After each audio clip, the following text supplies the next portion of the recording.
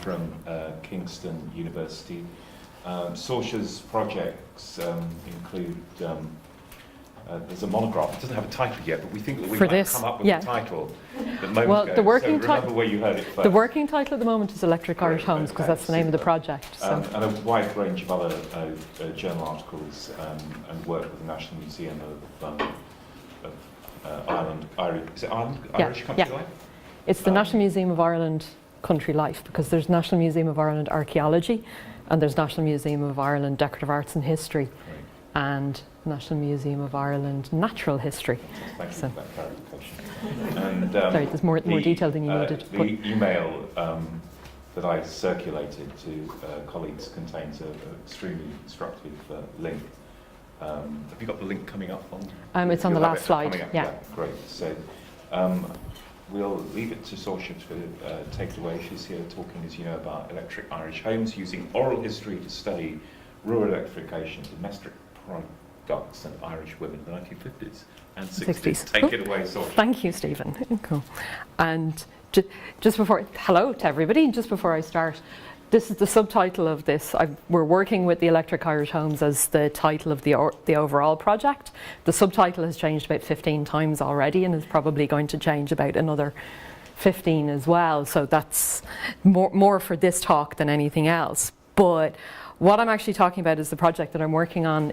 I'm about halfway through it at the moment, but it's based on, I'm using AHRC Leadership Fellow funding that I got that started in 2016 and runs up to the end of 2019.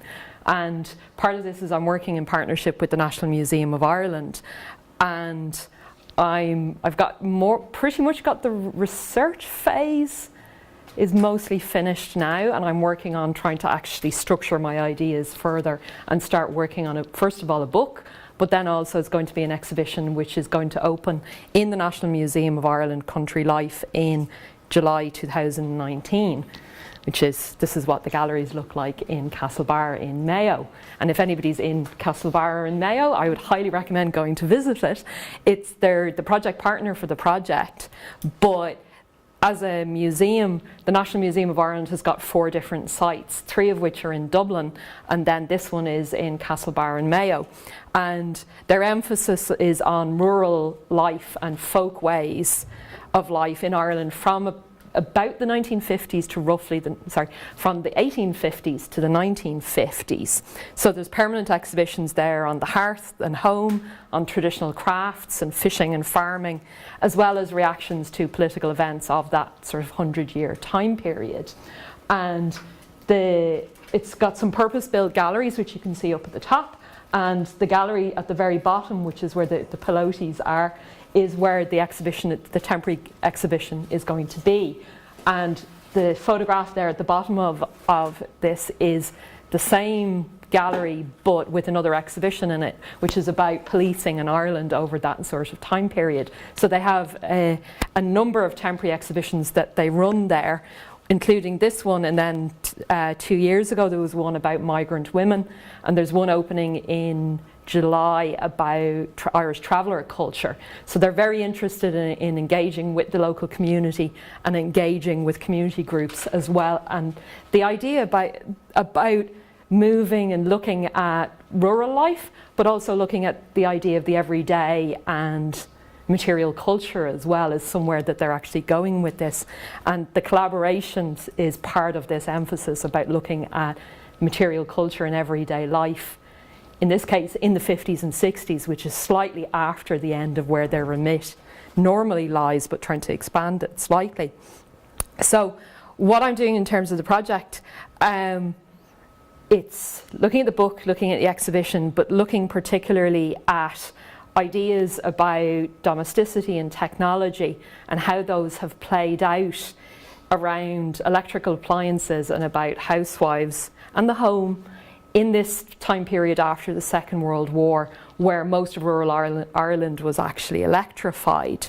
And part of the other thing that we're doing as part of the project is a creative programme with a group called Age and Opportunity, who are a third sector organisation that work with older people in Ireland, largely through an arts programs, and they run a theatre festival in May every year called Bealtaine that's very, very well attended, but also sport and advocacy as well. So we're also running an artist commission based on an existing project that they've done called Wandering Methods, which is actually, we're in the middle of commissioning an artist right now. We had the artists Q&A in Castlebar last Friday, and the idea is that to have an artist engage with the process of the exhibition and work with older women from the local community in response to the research and writing and the process of putting together the exhibition and then the exhibition itself. But what I was going to do is just talk a little bit, first of all, about the use of oral history, because part of what I've been doing for the project, it's got three major strands.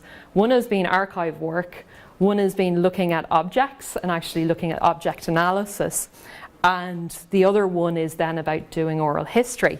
So one of the things about using oral history in a project like this, coming from a design history background, it's something that's increasingly being used as a method in this sort of research, certainly in Ireland. And I know that there's oral history teaching here as well. So if anybody's an oral historian, I'm probably preaching to the choir already, but part of, particularly in an Irish context, a lot of the use of the development of oral history comes from the recording of traditional folklore stories and song. So you've got things like the National Folklore Collection in University College Dublin, which goes back to the collection goes back to the 1930s, where there's written responses, written pieces, but there's also recorded pieces of interviews with people that go back to the 30s. The example that I've got here, I mean, this is part of the schools project from 1937, 38 and 39, where part of the idea of this project is that the Folklore Commission went out to all the schools in the country and got primary school children to interview older people in their locality about songs, folklore, traditions, superstitions, the location, the land, all of these things. So this is part of the whole area in Ireland, the background of it. But an awful lot of it is also in the last few years is being used as a challenge to political history and looking at this whole idea about eyewitness history. So for something like the 1916 Rising, you've got an oral history collection of interviews that have been done a good bit after the event, but of people's memories of this particular political event, I guess you'd call it. But also then there's been a lot of projects about things like the history of the Troubles in the north of Ireland, or organisations like the GAA. And a lot of it it's looking at the whole area of oral history being used by, for example, working class groups or feminists or cultural or indigenous minorities to try and actually record the memories of people who were there that wouldn't normally end up in the written historical record. So you've got there's been 2 oral history projects of the Magdalen laundries, one in UCD, which was on a national basis, and then this smaller project in Waterford, which is the Waterford Memories Project. And they're really interesting because they're recording memories of people who weren't in any sort of privileged position, but adding that to the historical record. And particularly from the point of view of being a design historian, it's really, really interesting and really useful in terms of recording everyday experience. And a lot of quite often it's been used in terms of family history and genealogy, but there's an increasing amount of interest, certainly among Irish design historians, about using it as a tool for looking at the design history of the home and the domestic as well. And looking at different types of houses and homes and how people actually lived in them. So the example over here on the right hand side is from a theatre production by New Productions that was done in conjunction with the Tenement Museum, which is due to open, I think, quite soon in this, Henrietta Street in Dublin, where this is an 18th century building that was then used in the late 19th century and the early 20th century as a tenement with multiple families living in the house. And the curators there have been investigating how people actually lived in these spaces in terms of cooking and washing and sleeping and all the rest of it, particularly if you're looking at the dynamics of having one family living in one room with no bathroom facilities or one bathroom shared between multiple families. And it's been used on the one hand to inform the museum, and the museum had the development of the museum experience, and looking at a counter narrative to the one of poverty that tends to surround a lot of the discussion of tenements in Dublin, where they're talking about the social history of a very tight social fabric, and also a history of resourcefulness and generosity with objects and sharing objects that doesn't come out of, for example, the newspaper reportage of the same subject. And they've been doing oral history interviews with surviving tenants, both in terms of influencing the museum, but then also feeding into this play which ran last year, Hentown, which was about a particular set, I think it's pretty much a couple of days in 1963, where some of the tenements had started to collapse. And you have all of this idea of people having to move out of them because they were unsafe. So they're dramatising the end of the tenements rather than anything else. But a lot of that was based on their oral histories. And this is very much in terms of looking at it and how it can be used within design history, where this whole trying to get at the history of subjectivity or the history of emotions and meaning, and that which is very, very subjective by its nature. It's really, I've been finding it very useful, and I know there's other people who've been working in the same sort of way, who've been finding this an added dimension to archival or other sorts of research.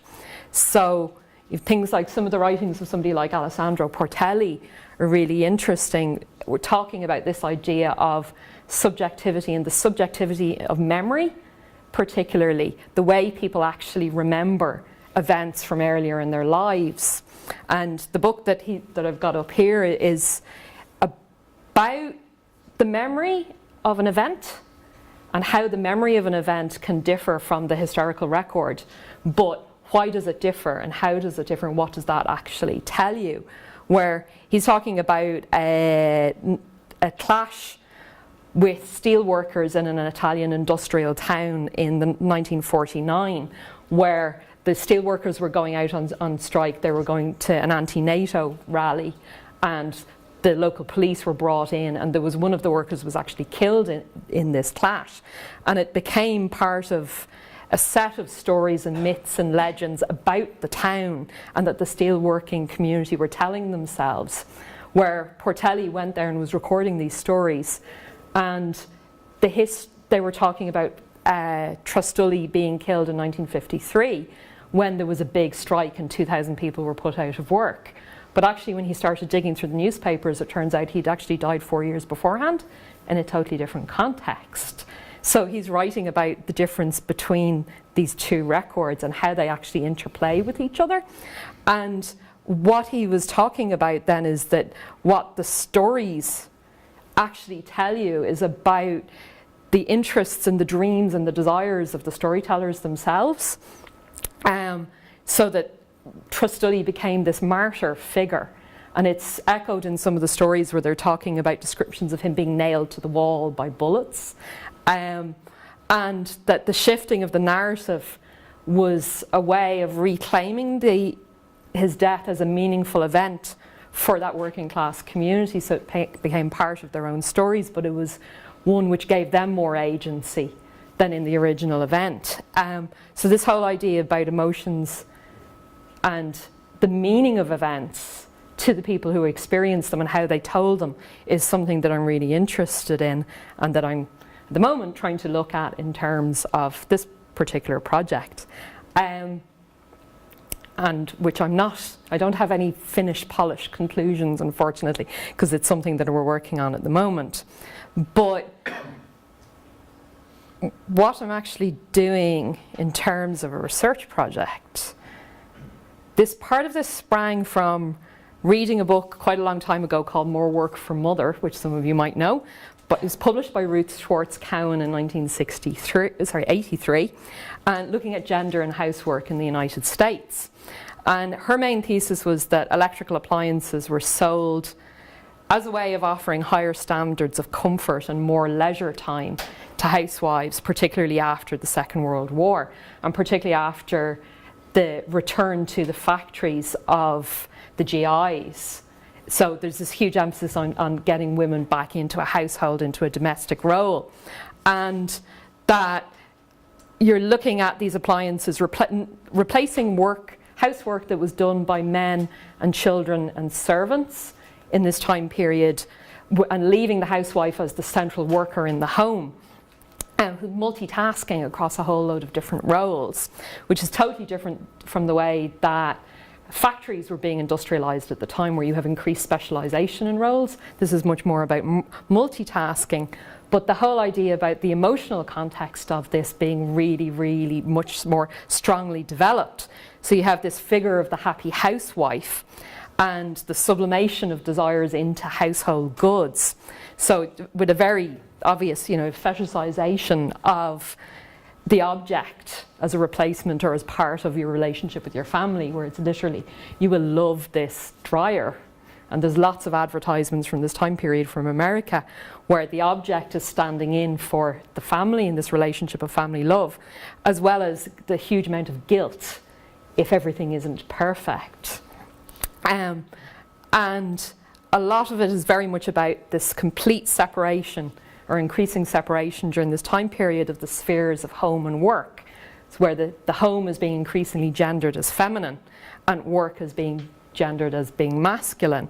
And part of this is a lot of the, particularly in terms of the advertisements, is trying to develop that further and improve, I guess, bed it down further into American society. And part of what I was interested in doing was looking at Irish society in the 50s and 60s and going, how much of this is also true there?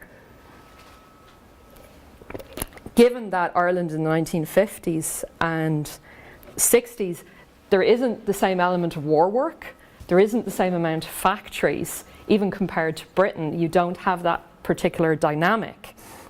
How does that actually work? But on the other hand, what you do have is an earlier identification of women with the home that is never actually challenged in the same way as it is in Britain and in the United States and other countries where war work is an important element. And the whole idea about gender and gender roles and domesticity in Ireland, it's very much building on existing ideas where you have this new state being founded in 1922 and women's role in society being very much located in the domestic sphere, to the point where it's enshrined in the Constitution of 1937, as you can see here on the left, where the state recognises that by her life within the home, the woman gives to the state a support without which the common good cannot be achieved. And women are only referred to in the Irish Constitution, and this is still part of the Constitution today, in terms of roles in the home and as mothers.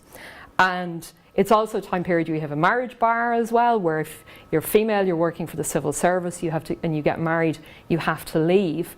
And it was very common practice to do so even in other jobs as well.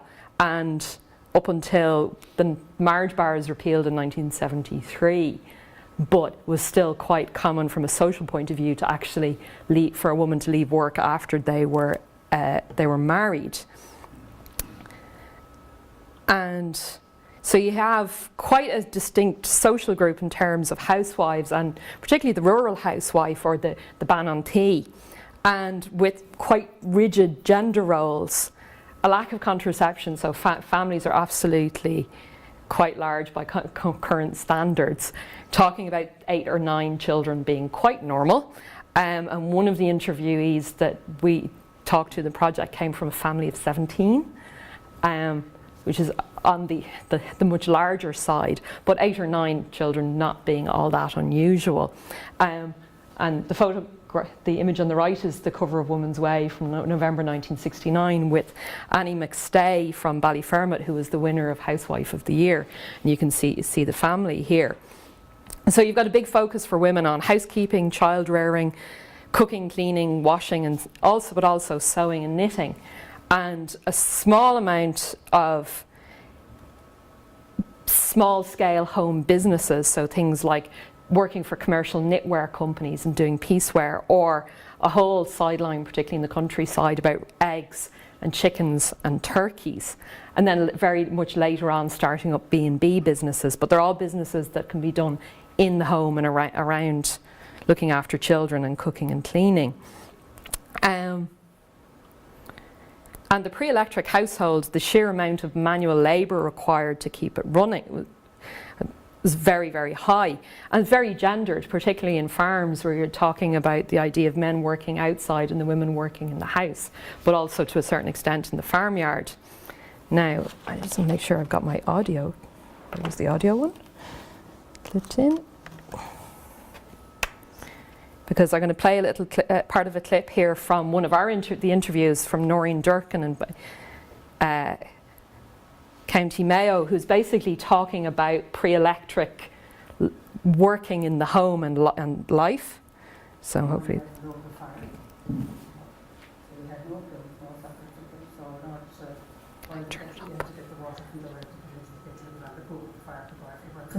And also, when you were washing, you had to get course or whatever was doing to buy the electric of the water to put it at the bottom of the fire to heat the cloths to make it clothes for the beach wash. And like usually it was, well, some people had dry, everybody had to put them out in the bushes to dry, it was all drier. Women worked very hard at it, we worked very hard at it. And for even get up in the morning we had to have the fire on for the kettle. And the fire was used for baking and for all that kind of thing, because nobody had this with ovens to bake for bread, which was lovely bread at the time. It was, honestly. Yeah. And so there was iron. In order to iron, you had to stick the thing into the fire, which you had to do several times while you were ironing, try to keep it hot. And so there was no facility, and people had women had no limitations at all, like, it was all slavery. At the time they did it, they didn't know a difference, they were quite happy doing it, as long as they were able to pay their bills, and as long as they were able to pay for electricity when they got the bill. But really it was pure drudgery. Women worked very hard. And I think it's interesting is that comparison was pure slavery. It's hyperbole. She's exaggerating for effect, but it's that comparison of this sort of housework with slave labour she's trying to get the point across about how much hard work it was and how insistent and how unavoidable it was, which I thought was really interesting. And what I'll do is just talk a little bit briefly about the rural electrification project and some of the aspects of it that we're looking at, and then we look at some of the other oral history interviews that were done and some of the things that are actually coming out of it. So in terms of the electrification of Ireland, the Shannon scheme was built in the late 1920s, which provided the initial impetus of a large-scale generation of electricity for the time, but that was very much only the backbone of a national grid. But it was the setting up of the Electricity Supply Board, which was the semi-state utility that was running, generating power, but also then selling appliances and managing consumption. And the intended development of a much more intensive national grid was intended to be in the late 30s and into the 40s, but it was delayed by the Second World War. And the official rural electrification scheme was launched in November 1946 and ran throughout the late 40s, 50s and into the early 1960s. Gaining pace in the 1950s. And then there's a post-electrification project where the ESB go back through the country up until 1973, connecting stragglers in different areas. And what they had done with the REO division was divide the state into 792 different areas and working through those in terms of signing people up, wiring houses and then having the switch on. But also part of this is about going and selling appliances to people as well. And this is a map from the ESB archive, who have a fantastic website where they've actually gone and transferred onto this Google map all of those 792 areas, when they were electrified, how many houses, how many poles, and so on. So it's very, very detailed.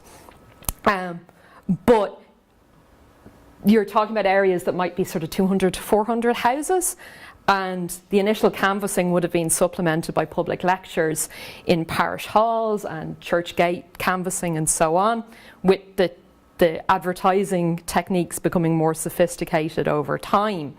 And a lot of this, the project is about education about electricity, where the use and the handling of electricity, but also how the electrical appliances work.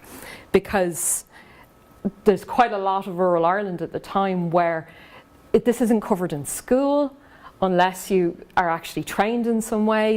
It's not really a subject that's known about in any detail. And there's numerous stories, for example, about particularly elderly men covering the sockets in case the electricity leaks out.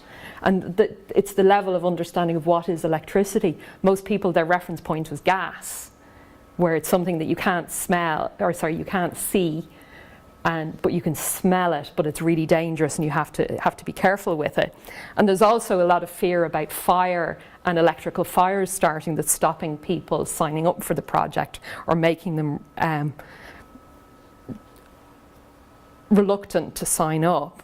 But what the ESB are doing is working on this campaign to encourage consumption, because they're building new power stations and they're very, very keen on encouraging people, first of all, to electrify farms, but also houses, in terms of actually increasing that consumption.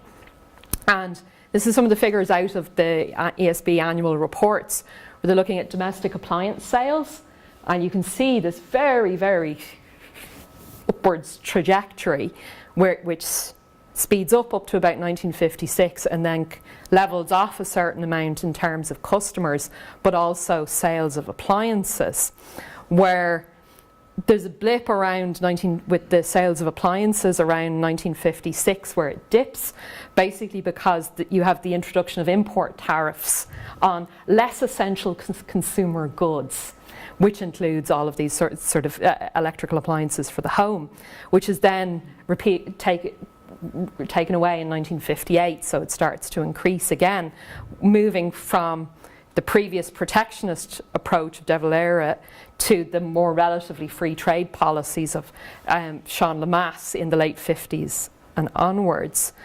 But also then the highest sales in Ireland at the time were small appliances, unsurprisingly, electric irons and electric kettles.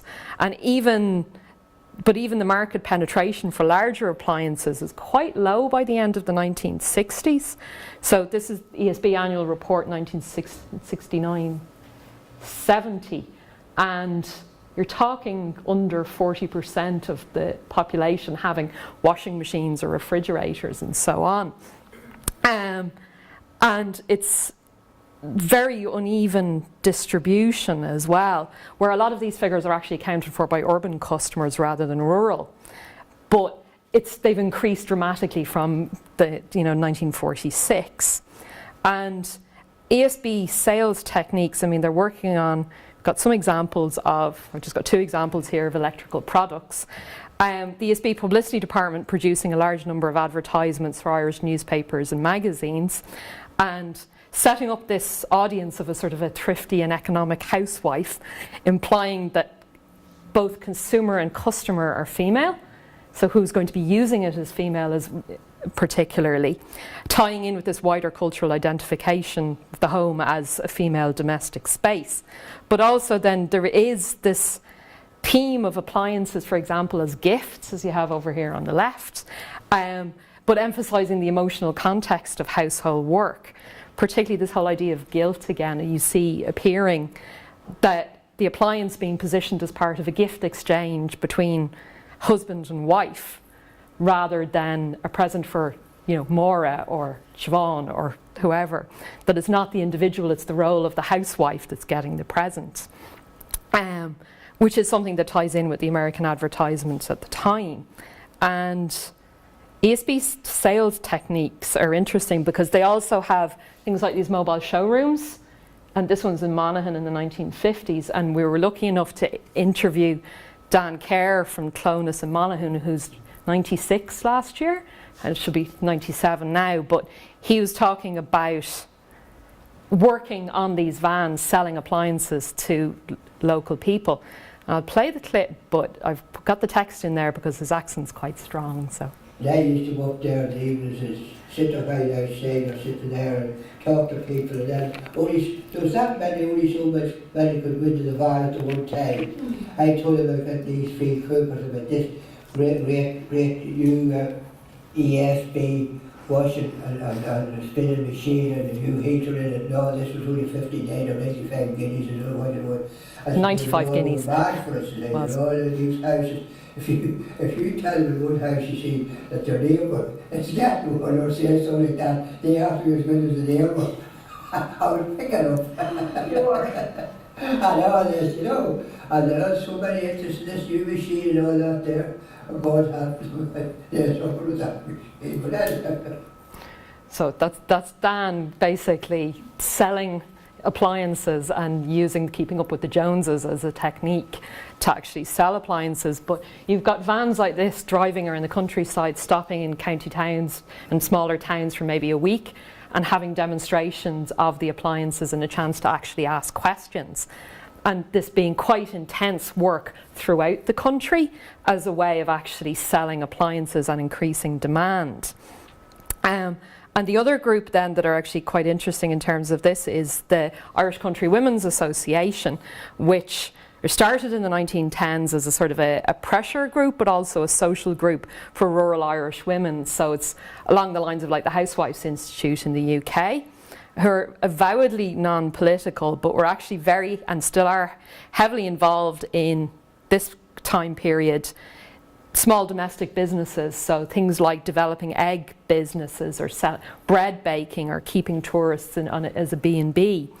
And their headquarters, which is on Greenon in County Louth, was started in the 1950s, being used to run training courses in things like cookery, flower arranging and so on, but domestic science type subjects and the management of a B&B.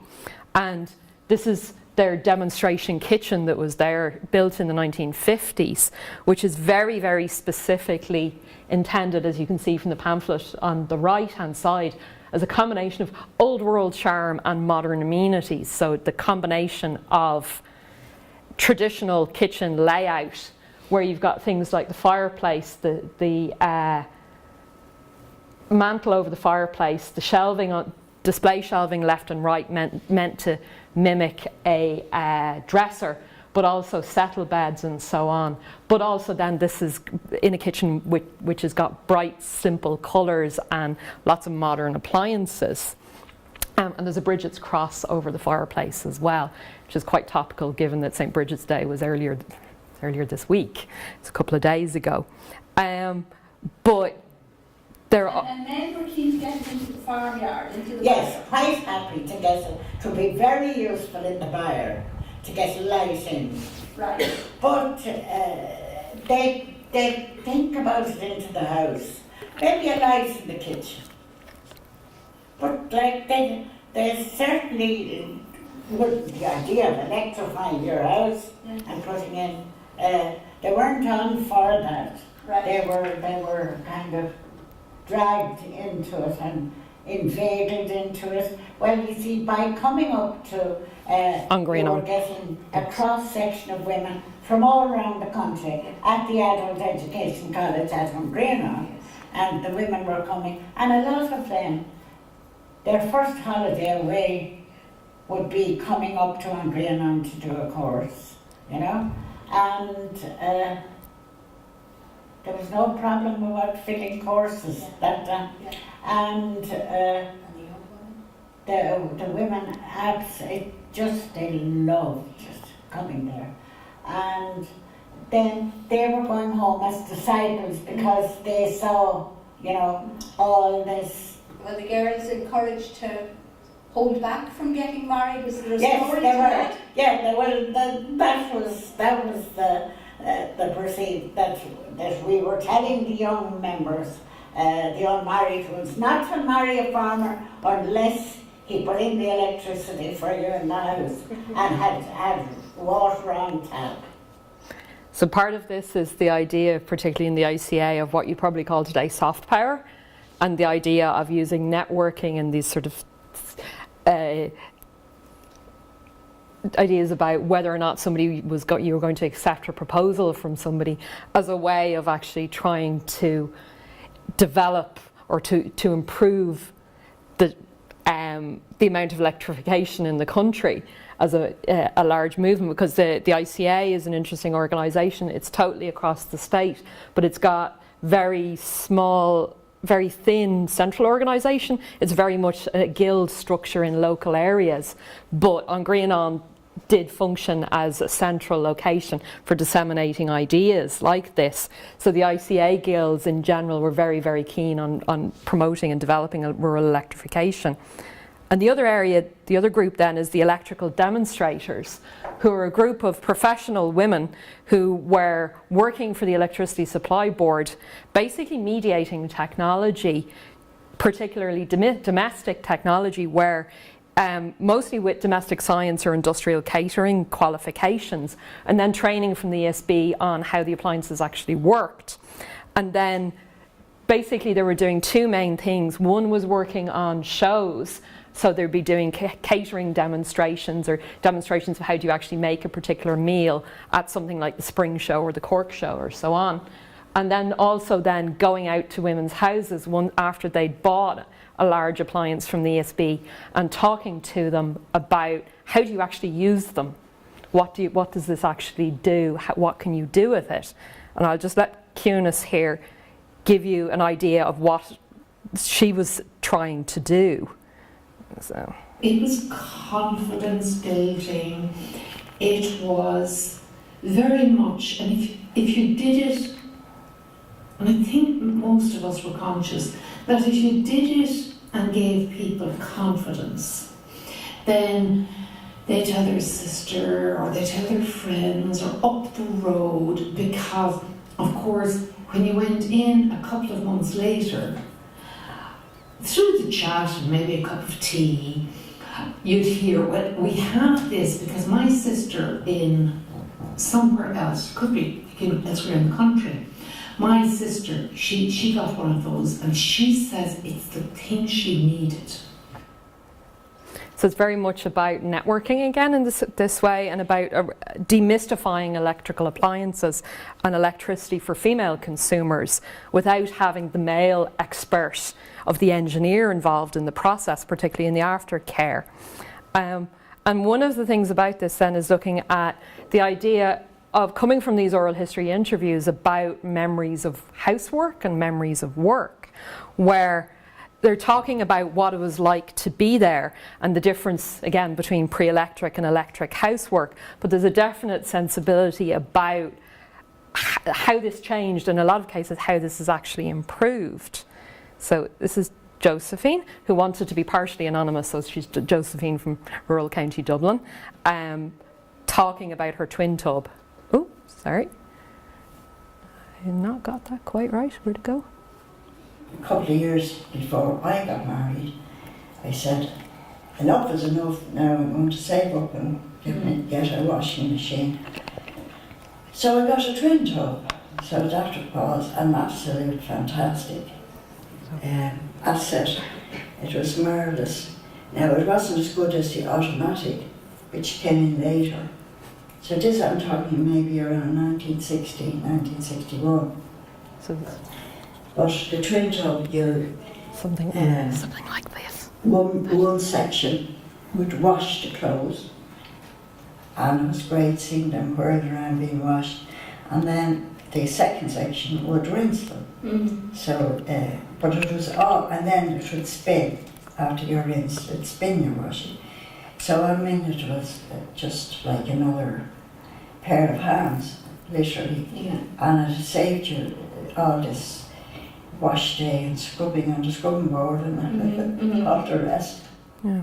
And what's been coming out of the interviews is quite interesting, is that women talking about the experience of how do you actually use these appliances, because it's something that it's quite hard to get at otherwise from archival material where she's talking about how she was sitting there watching the thing spinning, that was such a novelty.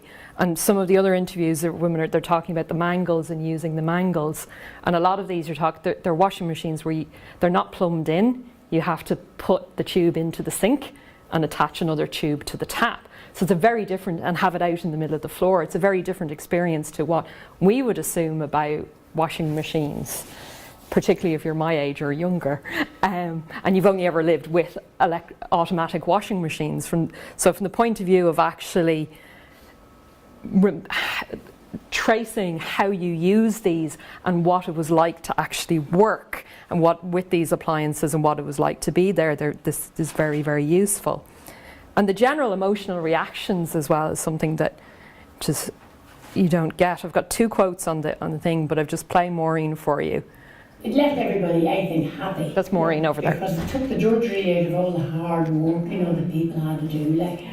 You couldn't believe, I can almost remember my mother saying, oh, she says, this is heaven. She says, it has to be heaven. She loved it. She loved it. And Margot down here in Monaghan as well was talking about living in other towns and then moving to a house without electricity. And when they're actually getting the electricity, just the sheer relief of it, the difference of the 2 ways of actually working. But what's also interesting has been coming out of this is some of the things that I wasn't quite expecting, where particularly in one area I hadn't actually thought of, which is the area where you have women who are employed, for example, as washerwomen, who are then losing their jobs. That it's not just all about somebody getting a washing machine and suddenly having a lot less to do, but also there's somebody who's bringing in income into another house and is losing that work because of this washing machine. So they're not quite a servant-master relationship, but it's in terms of somebody losing employment. Just pay it. Oops. There's Nora. But one thing that, and I know I said this to you, was that we had a couple of women who used to come down to do the washing from time to time, because we were a very large family, and she'd come down, she'd do the washing by hand. How many brothers and sisters did you have? Well, I had number 8. 8, okay.